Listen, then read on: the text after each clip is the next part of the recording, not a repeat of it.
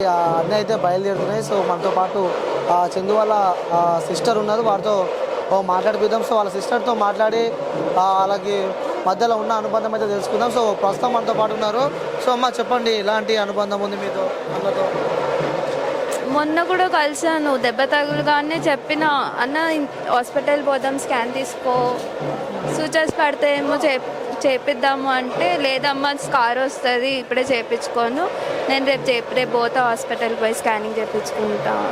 ఎప్పుడు కనిపించినా అమ్మ అమ్మ తిన్నావా అమ్మ, ఎక్కడ పోతున్నావు అమ్మ, ఏం చేస్తున్నావు అమ్మ, ఇంతే. అంటే ఎలా ఉండేవాడు అన్న మీతో? చాలా మంచిగా ఉంటాడు, చాలా మంచి ఆయన. అసలు ఎక్స్పెక్ట్ చేయలే, అనుకున్నాం 6 months డిప్రెషన్లో ఉంటాడేమో, తర్వాత వస్తాడు మళ్ళీ నార్మల్ అయిపోతాడు, కామనే కదా, మంచిగా అయిపోతాడు అనుకున్నాం, కానీ ఎక్స్పెక్ట్ చేయలే ఎట్లా చేస్తాడు. అంటే తను డిప్రెషన్లోకి అసలు ఎందుకు వెళ్ళాడు అంటావు? అంటే మీతో పాటు ఉంటూ మీతో పాటు చిన్నప్పటి నుంచి మీరు చూసిన వ్యక్తి కాబట్టి, సో డిప్రెషన్ నుంచి అసలు మాకు కాంటాక్ట్లో లేడు. అంటే చిన్నప్పటి నుంచి ఎట్లా ఉన్నామో 5 years నుంచి చాలా డిఫరెంట్గా ఉంది. ఈ 5 years నుంచి చాలా డిఫరెన్స్ ఉంది. మేబీ అందుకే. అంటే ఏం చెప్తుండేవాడు అన్న ఇప్పుడు మీతో? అంటే అన్న మీతో ఎప్పుడు ఏం చెప్తూ ఉండేవాడు? అన్నతో ఉన్న మెమొరీస్ ఏం స్పెషల్గా అంటే ఏం నార్మల్గా క్యాజువల్. ఎట్లా అంటే ఈ మధ్య 5 years నుంచి రాఖీ పండుగ కూడా ఎన్నిసార్లు ఫోన్ చేసినా కలవకపోవడం. ఆ ముందంతా ఫోన్ చేస్తే ఇక్కడ ఉన్నామో, వస్తున్నా, ఈ టైంకి వస్తున్నా, ఇప్పుడు కట్టుకుంటా అని చెప్తుండే. అంటే ఎప్పుడు అన్నకి మీరు చివరిగా రాఖీ కట్టిన ఎప్పుడు? లాస్ట్ ఇయర్ అయితే కట్టలేదు, ఆ ముందు ఇయరే లాస్ట్. ఇంకా లాస్ట్ ఇయర్ అసలు కలవలేదు, చాలాసార్లు ఫోన్ చేసాము. ఎప్పుడు చివరిగా మీతో కాల్ మాట్లాడిన? డైరెక్ట్గా నేను మొన్న మాట్లాడిన, యాక్సిడెంట్ అయిన తర్వాత దెబ్బ తగిలినప్పుడే మాట్లాడిన, ఎట్లా ఉంది, ఎక్కువ తగిలిందా అని, అంతే. ఆ రోజే లాస్ట్. ఇంకా ఏం మాట్లాడిన చివరిగా? అంటే అన్న ఏమన్నా చెప్తూ ఉండేవాడా లైఫ్లో ఇలా ఉండాలి ఇలా ఉండాలని చెప్పి? కూడా చెప్తాడు, ధైర్యంగా ఉండాలని చెప్తాడు, అంతేం పెరిగివాడు కాదు ఇది చేసుకునే అంత. But okay. ఇంకోటి ఇంట్లో కూడా ఎక్కువ ఉంటాయని చెప్పి ఉన్నాము, అంటే మీరు ఉన్నారు కాబట్టి, సో ఇంట్లో గొడవలు ఇలాంటివి అందరి ఫ్యామిలీలో ఉండే కామన్ ప్రాబ్లమ్స్ అంతే, ఎవరి ఫ్యామిలీలో అయినా ఉంటాయి ఆ ప్రాబ్లమ్స్. బట్ సో మిస్ అవుతాం అనమాట అయితే? ఆబ్వియస్గా మిస్ అవుతాం.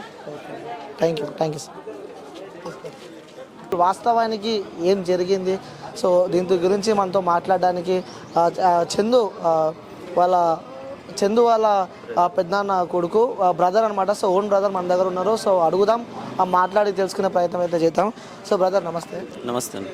అసలు ఏం జరిగింది, వాస్తవంగా ఏం జరిగింది అంటే? ఆత్మహత్య చేసి వాస్తవానికి 3-4 రోజుల ముందు తనకి యాక్సిడెంట్ జరిగింది, గాయాల పాలై హాస్పిటల్లో ఉండే, మళ్ళీ వచ్చాడు బయటికి. పవిత్ర చనిపోయింది. చనిపోయిన తర్వాత 4-5 రోజుల వరకు మనస్తాపానికి గురై అతను సూసైడ్ అటెంప్ట్ చేశాడు. అలా జరిగిందనమాట. ఎప్పుడు జరిగిందంటే నిన్న మధ్యాహ్నం అలా జరిగింది. మాకు సాయంత్రం వరకు ఇన్ఫర్మేషన్ వచ్చింది. ఈరోజు ఉదయం పోస్ట్మార్టం జరిగింది. జరిగినాక తీసుకొచ్చారు ఇప్పుడే. ఈరోజు ఎలాగో అంత్యక్రియలు కూడా జరుగుతాయి. అంటే మీతో ఎలా ఉండేవాడు అంటే పవిత్ర చనిపోయిన తర్వాత కొన్ని రోజులు ఏదైతే గడిచిన కొన్ని రోజులు ఉన్నాయో, సో ఆ రోజులు ఏ విధంగా ఉండే వ్యక్తి? గత 2-3 నెలలుగా సరిగ్గా కలవకపోయేవాడు. షూటింగ్ అని బయట ఉండి అక్కడుండి చాలా తక్కువ కలిసేవాడు. నాతో మాత్రం చాలా క్లోజ్ ఉంటాడన్న. ఇది ఎక్కడికైనా నేను కూడా వెళ్ళేవాడిని అన్నతో పాటు, షూటింగ్కి అటు ఇటు వెళ్తూ ఏదైనా వర్క్ చేసేవాడు. చాలా బాగుండేవాడు అన్న. అంటే మీరు గమనించలేదా వ్యక్తి కొంచెం చనిపోయిన తర్వాత డిప్రెషన్లో ఉన్నాడా, లేకుంటే పర్లేదు బాగానే ఉన్నాడా, లేకుంటే ఏ విధంగా ఉండే అంటున్నా మనిషి? కొంచెం డిప్రెషన్లో ఉండే, కోలుకుంటున్నాడు అనే సమయం వచ్చిందని మేము అనుకునేసరికి తను ఒంటరిగా వెళ్ళి అలా చేసుకున్నాడు. ఇలా చేసుకుంటాడని అస్సలు అనుకోలేదు. అతను ఎంతో ధైర్యవంతుడు, అందరికీ ధైర్యం ఇస్తూ అందరికీ ఎంతో మేలు చేసి హెల్ప్ చేసి చాలా మందికి మంచి మోటివేషన్. ఎలా అంటే ఏదైనా ఎదిరించాలరా అని చెప్పే విధానం ఉంటుండే. అతనే ఇలా చేశాడంటే అస్సలు నమ్మలేకపోతున్నా, ఇప్పటికీ అసలు నమ్మలేకపోతున్నా అన్నట్లు చేసిండంటే. అంటే ఎందుకు అంత డిప్రెషన్, అంత స్ట్రాంగ్ ఉన్న వ్యక్తి అంత డిప్రెషన్కి వెళ్ళడానికి రీజన్ ఏమంటారు? ఓన్లీ పవిత్రనే అంటారు, లేకుంటే కుటుంబ మధ్యలో కలహాలు కానీ ఇలాంటివి ఏమైనా, అతనికి లైఫ్లో పర్సనల్ ఇష్యూస్ ఏమైనా ఉన్నాయా? పర్సనల్ ఇష్యూస్ అంటూ ఏమీ లేవు. తను చేసే సీరియల్స్ అన్నీ బాగానే చేస్తాడు. ప్రజెంట్ వచ్చేసి పవిత్ర ఇష్యూ మాత్రమే. దానికే మనస్తాపానికి గురై అతను ఇలా చేసుకున్నాడని తెలియజేస్తున్నాడు. అంటే అంటే మీకు ఓన్ బ్రదర్ కాబట్టి సో ఈ క్వశ్చన్ అడగడం జరుగుతుంది నేను. సో ఆల్రెడీ పవిత్రతో ఉన్న మ్యారేజ్ అయింది, అఫీషియల్గా మ్యారేజ్ అయిందని చెప్పి కూడా ఈ సీరియల్ ఇండస్ట్రీకి సంబంధించిన వాళ్ళు అంటున్నారు. వాళ్ళు కొన్ని ఫొటోస్ షేర్ చేశారు అంటూ కూడా. సో వాస్తవంగా మీరు యాజ్ అ బ్రదర్గా అంటే వాస్తవంగా వాళ్ళిద్దరికి మ్యారేజ్ అయిందా లేకపోతే అంటే నేను కూడా విన్నది న్యూస్ మాత్రమే, వాస్తవంగా నాకు రుజువులతో పాటు మాత్రం తెలియదు. నేను కూడా విన్నాను, అలా తెలిసినాక అతను ఇలా జరిగాక కొంచెం డిప్రెషన్లో వెళ్ళాడు. తర్వాత ఇలా మ్యారేజ్ అయింది, అవన్నీ తెలిసాయి.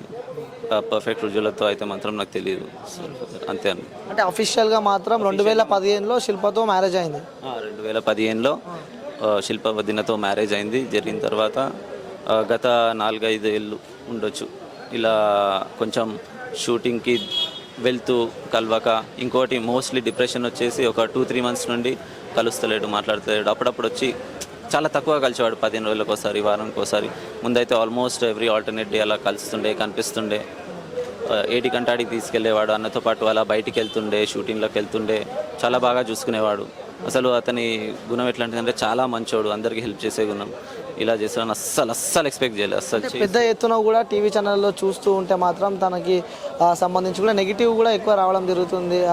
ఫుల్ తాగి వచ్చి కూడా వాళ్ళ వైఫ్ని కొడుతూ ఉంటాడు. సో పిల్లల్ని సరిగా పట్టించుకోడు, సో ఇల్లుని కూడా సరిగా పట్టించుకోడు అని చెప్పి కూడా కొన్ని వింటున్నాం మనం. సో మీరు ఇంట్లో ఉంటారు కాబట్టి వాస్తవంగా అలాంటి వ్యక్తేనా? సో వాళ్ళ ఫ్యామిలీ ఏ విధంగా ఉండేది అంటారు మరి? అంటే చిన్న అలాంటి వ్యక్తి అస్సలు కాదు. మామూలుగా చిన్న గొడవలు జరిగేటివేమో కానీ అలా బయటికి వెళ్ళి వచ్చేవాడు, అంతేగాని ఇలా మరీ అట్లా చేసేవాడు కాదు. మరీ ఇట్లా ఘోరానికి తలబడతాడని అస్సలు ఊహించలేని విషయం ఇది. అసలు నమ్మలేకపోతున్నానండి, అంతే, ఇంకా మాటలు రావట్లేదు. సో ఫస్ట్ మీ బ్రదర్ చనిపోయాడు అని చెప్పి మీకు ఫోన్ రాగానే ఆ క్షణం మీకు ఏమనిపించింది? ఆ క్షణానికి కళ్ళల్లో నీళ్లు తిరిగి ఒకటే విధంగా నేను షాక్ అయిపోయి ఆడ కూర్చుండిపోయాను. నేను ఆఫీస్లో ఉండే, తెలియగానే బండి వేసుకొని ఊరికొచ్చేసిన. నిన్న రాత్రి తెలిసింది నాకు. ఆ షాక్లో ఎలా వచ్చానో నాకు కూడా తెలియదు. మా ఫ్రెండ్స్ వచ్చారు నాతో పాటు, తీసుకొచ్చి ఇన్నే ఉండిపోయినుండే. ఆ షాక్లో ఉండిపోయినా. అసలు అన్న కోసం వెళ్తున్నా, కళ్ళలో నీళ్లు తిరిగిపోతున్నాయి, ఏం చేయాలో అర్థం అవ్వట్లేదు. అస్సలు నమ్మలేకపోతున్నా. ఎంతమంది చెప్పినా లేదు నిజం చెప్పే అని అంటున్నా, నాకు అస్సలు నమ్మబుద్ధి కాలే. అసలు నమ్మలేని విషయమే అని అనుకున్నా. కానీ ఆఖరిగా చూసేసరికి ఇక అంతే. ఇద్దరు పిల్లలు అని చెప్పి కూడా ఇద్దరు పిల్లలు, ఒక బాబు ఒక పాప. బాబుకి 4 to 5 years ఉంటాయి, పాపకి 6-7 years ఉంటాయి. చిన్నపిల్లలే, ఇద్దరు చిన్నపిల్లలే, చదువుకున్నాను. ఫ్యామిలీ మాతో మంచిగా ఉంటుంది, అందరం ఇక్కడే ఉంటుంది. ఇది మా ఇల్లు, ఇది అన్న వాళ్ళ ఇల్లు, ఇదే మా ఇల్లు, మా సొంత ఇల్లు. అన్న వాళ్ళ ఇదే మా ఇల్లు. ఇక్కడ మా అన్న వాళ్ళు ఉంటారు ఈ గల్లీలో. ఇది ఇంకో పెద్ద అన్న వాళ్ళ ఇల్లు. అంటే మొత్తం ఎంతమంది చందుకు సంబంధించి వాళ్ళ డాడీ వాళ్ళు, మీరు ఫ్యామిలీ, టోటల్ ఫ్యామిలీ 5గురం ఉన్నాము. పెద్దనాన్న వాళ్ళు మొత్తం 4, మా డాడీ ఒకడు, మొత్తం 5గురం ఇక్కడ ఉంటాం. ఇక్కడ 3 families ఉంటాయి. మా పెద్దనాన్న వాళ్ళు, ఇక్కడ ఒక పెద్దనాన్న, ఇక్కడ ఒక పెద్దనాన్న. మా బాబాయ్ వాళ్ళు బయట ఉంటారు, ఇంకో పెద్దనాన్న బయట ఉంటారు. పెద్ద ఫ్యామిలీ, జాయింట్ ఫ్యామిలీ. ముందు కలిసే ఉంటుండే. సో చందుకి ఇలాంటి బ్యాడ్ హ్యాబిట్స్ కానీ లైక్ డ్రగ్స్ తీసుకోవడం కానీ, చెడు అలవాట్లు ఏమన్నా? చెడు అలవాట్లు ఏం లేవు, డ్రగ్స్ అట్లాంటి అలవాట్లు అస్సలు లేవండి, అస్సలు లేవు. సో ఇప్పుడు అంత్యక్రియలు ఎవరు చేయనున్నారు అంటే ఫ్యామిలీకి సంబంధించిన వాళ్ళు ఉన్నారు? మా పెద్దనాన్న చేస్తున్నాడు, అంటే చందు వాళ్ళ ఫాదర్ చేస్తున్నారు. కాసేపట్లో అంత్యక్రియలు కూడా స్టార్ట్ అవుతాయి, సాయంత్రం వరకు. అతనే ముందుండి చూసుకుంటాడు. సో అన్న లేని లోటు తీర్చలేనంటారు. మన తిరిగి అన్న దేవుళ్ళు అంటాడు. ఎందరో ఫ్యాన్స్ ఉన్నారు అన్నకి, తెలిసిందే. ఎంతోమందికి హెల్ప్ చేశాడు. ఇట్లాంటి అన్న ఇంకోసారి దొరకడు, రాడు.